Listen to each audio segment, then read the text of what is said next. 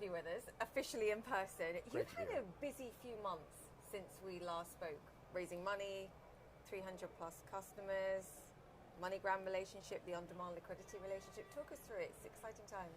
It's been a really exciting time, and I think it's demonstrative of the momentum in the overall industry, but certainly for Ripple, 2019 was an incredible year for us. We started 2020 with a lot of momentum.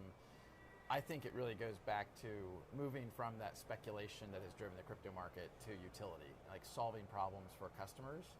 And Ripple's been focused on that for a long time, and as that momentum builds, you're seeing more and more customers come on, more and more liquidity, and that's good for everybody in the ecosystem. Why is 2020 that year, to your point, that pivotal moment where we look at the utility value here, perhaps, and differentiate from the speculative? I think one of the reasons why 2020 will be very important is that regulatorily, that's a word, the clarity is getting better. And I mean that globally. Countries like Singapore and Thailand and Switzerland and Japan. I think the US has still an opportunity to do more there, but I think we will probably see that in 2020, and I think that helps catapult the whole industry. I also think you've gone from an industry that has been a little bit in the shadows and the history of crypto. Very much in the shadows. Yeah, I remember actually, you and I were both at Davos, and someone early on in my arrival there, someone was like, crypto's still a bad word here. I was like, it's a misunderstood word. It is, and I think a lot of what I'm doing, and a lot of what I did in Davos, is meeting with regulators, meeting with very senior people at banks, and explaining to them how crypto can be used, how specifically XRP can be used to solve a real problem, not to circumvent regulation, not to circumvent any government. And I think once people understand that, they very quickly become disarmed. It's no longer a bad word. Do they understand when you're talking, and you've sort of shifted the focus to on-demand liquidity and these cross-border transactions and facilitating faster, more efficient payments? Can they get a grip with that, perhaps more than the rest of it? Because I think for me that's something that, particularly from my view, is they get and understand. Yeah, that is absolutely the case, and even in Davos, to be able to start to talk about that and put numbers on it.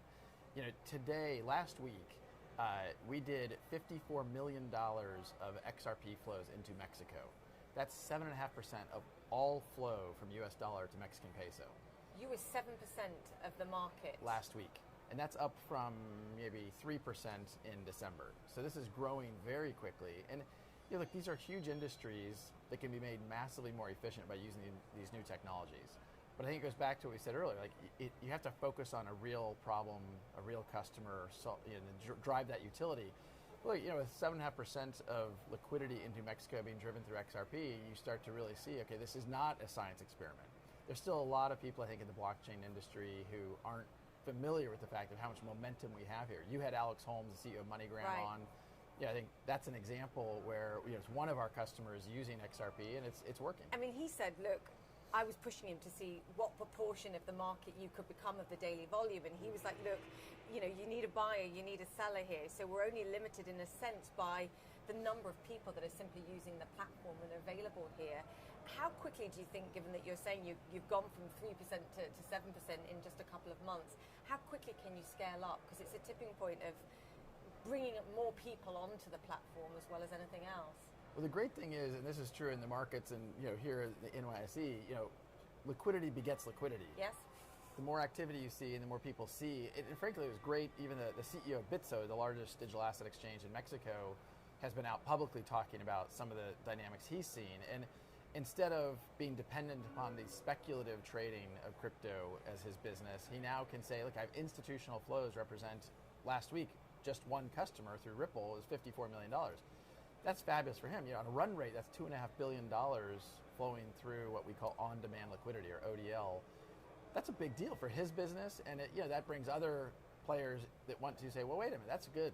I want to be a part of that. How do you prioritize building that liquidity and your presence there versus saying, okay, now we're going to look for another corridor, another currency pair here, another country? How do you prioritize that, and what brings more customers potentially on board quicker? Well, so I'll dodge the question a little bit by saying it's the and versus the or, meaning we definitely are prioritizing new corridors. We've talked publicly about the fact that we're in Mexican peso, Philippine peso, and Australian dollar. We started to talk about some of what we're seeing in Brazil, and we'll increasingly talk about other new corridors. I mean, the good news is we have a lot of demand, and so we'll certainly expand in other corridors.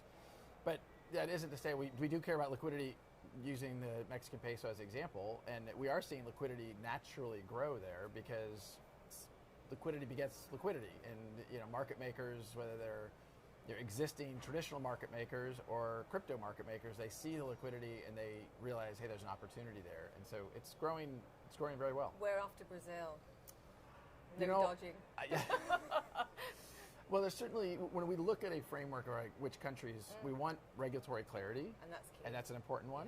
Yeah. So there are markets, any remittance market that has a lot of US dollar, euro remittances into other countries, that's a high priority. But if you don't have regulatory clarity, that's a challenge in those markets. Typically you'd say India would be high on our list.